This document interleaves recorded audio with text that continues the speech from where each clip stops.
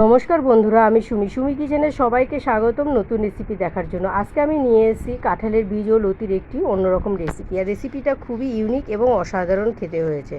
আর আমার রেসিপিটা শেষ পর্যন্ত দেখলে বুঝতে পারবেন যে রেসিপিটা কত সুস্বাদু ও কত সুন্দরভাবে আমি বানিয়েছি। আর এখানে লতি আর কাঁঠালের বীজ লাগছে 500 গ্রাম লতি আমি এখানে কেটে ধুয়ে পরিষ্কার করে নিয়ে নিয়েছি। আর সঙ্গে লাগছে কাঁঠালের বীজ, ওটাও কেটে ধুয়ে পরিষ্কার করে নিয়েছি। আর এখানে গ্যাসের উপরে একটা ফ্রাই প্যান বসিয়ে দিয়েছি। ফ্রাই প্যানটা গরম হয়ে গেলে ওর মধ্যে কিছুটা সর্ষের তেল দিয়ে এখানে পেঁয়াজ কুচিটা দিয়ে দিলাম।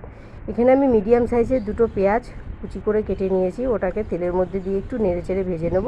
আর ওর মধ্যে দিয়ে দেবো আমি লবণ, আর দিয়ে দেবো সামান্য পরিমাণ হলুদ। লবণ আর হলুদ দিয়ে পেঁয়াজটাকে একটু লাল লাল করে ভেজে নেব। আর পেঁয়াজটা ভাজা হয়ে গেলে পরে আমি এখানে বাদ বাকি মশলাগুলো দিয়ে দেবো।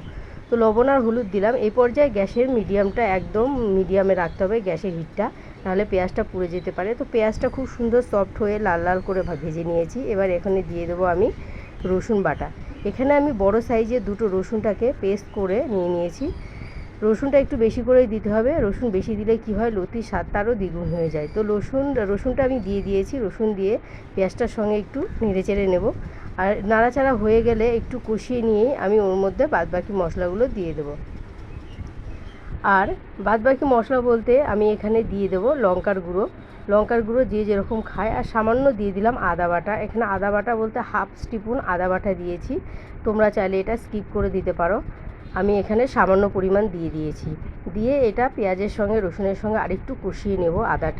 আদাটা কষিয়ে নিয়ে এর মধ্যে আমি দিয়ে দেব শুকনো লঙ্কার গুঁড়ো। এখানে আমি যে যেরকমভাবে ঝাল খাবে সে সেরকম অনুযায়ী ঝাল দেবে। আমি এখানে 1.5 চামচ মতো শুকনো লঙ্কার গুঁড়ো দিয়ে দিলাম। আমি আমার ঝালের পরিমাণটা ঠিক রেখে দিয়েছি। তো এখানে শুকনো লঙ্কার গুঁড়ো দিয়ে একটু নেড়ে চেড়ে নেব পেঁয়াজের সঙ্গে। নিয়ে এবার আমি দিয়ে দেবো এখানে জিরের গুঁড়ো আমি দিয়েছি 1 টেবিল চামচ। জিরের গুঁড়োটা আপনারা চাইলে স্কিপ করতে পারেন, আর দিলে একটু ভালো হয় আর কি। তো এখানে আমি 1 চামচ জিরের গুঁড়ো দিয়ে দিলাম। দিয়ে মশলাটাকে কষিয়ে নেব। মশলাটা এরকম নেড়ে চেড়ে লো মিডিয়ামে রেখে কষাবো। আর মশলা থেকে যখন দেখবে এক্সট্রা অয়েল বের হচ্ছে, এ পর্যায়ে হয়ে গেলে পরে আমি দিয়ে দেবো আমি কাঁঠালের বীজগুলো আমি এখানে মিহি মিহি করে কেটে নিয়েছি, যাতে খুব তাড়াতাড়ি সিদ্ধ হয়ে যায়। আর খেতেও কিন্তু হবে অসাধারণ।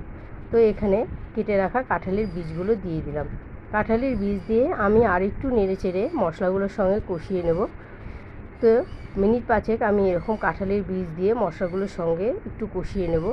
কষিয়ে নিয়ে এবার আমি ওপর দিয়ে দেব কেটে রাখা লতিগুলো আমি এবার দিয়ে দিচ্ছি। আর লতিগুলো কিন্তু সম্পূর্ণ মশলাটা কষিয়ে কাঁঠালের বীজ দিয়ে তারপরে লতিগুলো দিতে হবে। যেন লতিটা একটু নরম, এর জন্য আমি পরে দিলাম। না হলে ফার্স্টে আমি দিলে কিন্তু লতিটা একদম গলে যেত, আর লতির যে টেস্টটা সেটা পাওয়া যেত না। তো এই পর্যায়ে আমি লতিটা দিয়ে নেড়ে চেড়ে আমি নেব।